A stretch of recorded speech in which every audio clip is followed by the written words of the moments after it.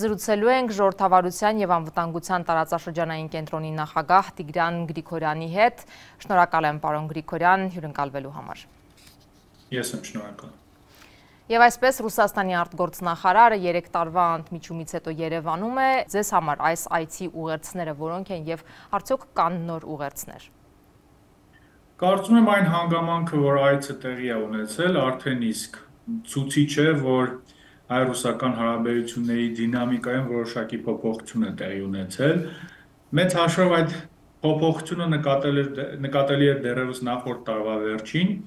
երբ տեղի ունեցան մի շարք միջազգային զարգացումներ, մասնավորապես Միացյալ Նահանգներում ընտրությունները, նոր վարչակազմի իշխանության գալը, Հարևան Վրաստանում առկա զարգացումները, երբ Երևանը կարծես թե ինչ-որ փոփոխություններ է մտցրել քաղաքականության մեջ եւ Մոսկվայի հետ հարաբերություններում ավելի պրագմատիկ դիրքորոշում է ընդունել, որի հիմնական իմաստը այն է, որ այո, մենք շարունակում ենք ինչ-որ խնդիրներ ունենալ, անհամաձայնություններ ունենալ տարբեր հարցերում, բայց այդ հարցերը երևի թե ավելի լավ է քննարկել փակ դռների հետևում եւ այդ հրապարակային փոխհրաձգությունը, որը գոյություն է ունեցել 2022 թվականի առնվազն սեպտեմբերից սկսած, պետք է դրա ծավալները կրճատել։ Եվ այն հանգամանքը, որ տեղի ունենում արտգործնախարարի այցը եւ շուտով եւս ինչպես իմացանք, այլ բարձրաստիճան պաշտոնյաների այցեր եւս տեղի ունենալու, եւս խոսում է դրա մասին։ Ինչ վերաբերում է բովանդակությանը, չեմ կարծում, թե բովանդակային առումով շատ բան փոխվել է, այսինքն այսօր էլ տեսանք ասուլիսի ընթացքում, որ այն հիմնական տարաձայնությունները, որոնք գոյություն են ունեցել, շարունակում են գոյություն ունենալ, բայց կողմերը կարծես թե համաձայնության են եկել շարունակել հարաբերությունները, զարգացնել հարաբերությունները ի հեճուկս այդ տարաձայնությունների։ Արարատ Միրզոյանը այս ասուլիսի ընթացքում պնդեց, որ Երևանը չի պատրաստվում վերաֆորմատավորել իր հարաբերությունները, իսկ Լավրովը պնդում է, որ ոչ տարածաշրջանային պետությունները այստեղ չպիտի հարցեր լուծեն։ Արդյոք այս հայտարարությունները ձեր կարծիքով չեն հակասում Եվրամիության հետ մերձենալու Հայաստանի մտադրությանը։ Չեմ կարծում, թե հակասում են, որովհետև մեծ հաշվով դիվերսիֆիկացիա է այդ քաղաքականությունը,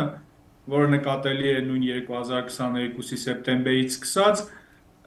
արտաքին քաղաքական վեկտորի փոփոխության մասին չէր, ինչպես շատերը պնդում էին։ Այդ քաղաքականության հիմնական իմաստը հենց Ռուսաստանից այդ միակողմանի կախվածությունը նվազեցնելն էր, ինչն էր ինչ-որ չափով տեղի ունենում որոշ ուղղություններով։ Եթե խոսում ենք, օրինակ, նույն օրենքի մասին ԵՄ-ի հետ, ԵՄ անդամակցության, իմ կարծիքով շատերի համար ակնհայտ է, որ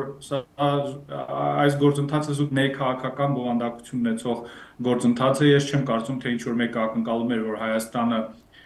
մոտ ապագայում կամ միջնաժամկետ ապագայում լքելու է նույն Եվրասիական տնտեսական միությունը կամ ֆորմալ առումով դիմելու է անդամակցության համար ԵՄ-ին։ Ռուսաստանի դիրքորոշման մեջ եւս որևէ նորություն չկա, 2020 թվականի պատերազմից հետո տարածաշրջանի հարցերը տարածաշրջանային խաղացողներով լուծելու այս բանաձևը առկա էր եւ այդ 3+3, 3+2 ձևաչափը այդ քաղաքականության, այդ մտածողության ամենավառ դրսևորումներ։ Այդ առումով ես որևէ ճիշտն ասած նորություն չեմ տեսնում ոչ Միրզոյանի հայտարարության մեջ, ոչ էլ Լավրովի հայտարարության մեջ եւ հակասություն եւս չեմ տեսնում։ Միևնույն ժամանակ, եթե ավելի մեծ պատկեր վերցնենք, Երևանում է նաև Իրանի պաշտպանության նախարարը, Ադրբեջանի պաշտպանության նախարարն իր հերթին Իսրայելում է, միևնույն ժամանակ Ադրբեջանն ու Իրանը զորավարժություններ են անում, առաջին անգամ Լեռնային Ղարաբաղի տարածքում։ Ինչ են նշանակում ձեր կարծիքով զուգահեռ ընթացող այս հանդիպումները եւ այս գործընթացները։ Ինչ վերաբերում է զորավարժությանը, պետք է այստեղ արձանագրել, որ դրանք ամենամյա զորավարժություններ են, այսինքն նախորդ տարվա ընթացքում տեղի ունեցել Արազ 2024 անվանման զորավարժությունը, այստեղ ես որևէ նոր զարգացում չեմ տեսնում։ Նորությունն այն է, որ այո, դրանք տեղի ունենում Լեռնային Ղարաբաղում, այսօր հետևելով լրատվությանը պարզել ենք, որ Հադրութի տարածքում են տեղի ունենում այդ զորավարժությունները, կարծում եմ սա ադրբեջանական կողմի նախաձեռնությամբ է իրականացվում, այսինքն տեղը որոշվել, եւ իրանական կողմը պարզապես չի մերժել այդ առաջարկությունը։ Բայց այո, ինչպես ճիշտ նշեցիք, դրան զուգահեռ մենք տեսնում ենք Իրանի պաշտպանության նախարարի այցը Հայաստան, որը երևի ինչ-որ քաղաքական ուղերձ է Երևանին, որի հեճուկս այս հարաբերությունների Ադրբեջանի հետ մեր կարմիր գծերը շարունակում են մնալ նույնը, այսինքն ինչ վերաբերում է Հայաստանի տարածքային ամբողջականությանը, սահմանների եւ հատկապես հարավային սահմանի անկախտելիությանը, այստեղ Իրանի դիրքորոշումը չի փոփոխվել։ Միևնույն ժամանակ Ադրբեջանը իհարկե անցկացնելով Իրանի հետ նմանատիպ զորավարժություն երբ կարևոր է համարել նաեւ որպես քաղաքական ակցիա պատվիրակություն ուղարկել Իսրայել եւ այս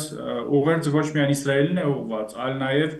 ընդհանուր առմամբ արևմուտքին ցույց տալու համար, որ Ադրբեջանը շարունակում է այդ բավականին անկախ արտաքին քաղաքականությունը եւ փորձում է հավասար հեռավորություն պահպանել բոլոր տարածաշրջանային եւ ընդհանուր առմամբ ավելի խոշոր խաղացողների հետ հարաբերություններում։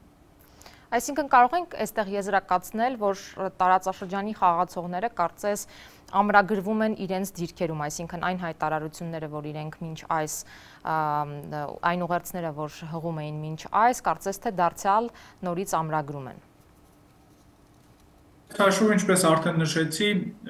այսօրվա հայտարարությունների մեջ կամ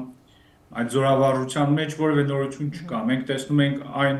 գործընթացները, որոնք տեղի ունենում վերջին տարիների ընթացքում, ինչ վերաբերում է Իրան-Ադրբեջան հարաբերություններին, օրինակ, այստեղ որոշակի փոփոխություններ նկատվում են, որովհետև մենք գիտենք, որ ինչ-որ փուլում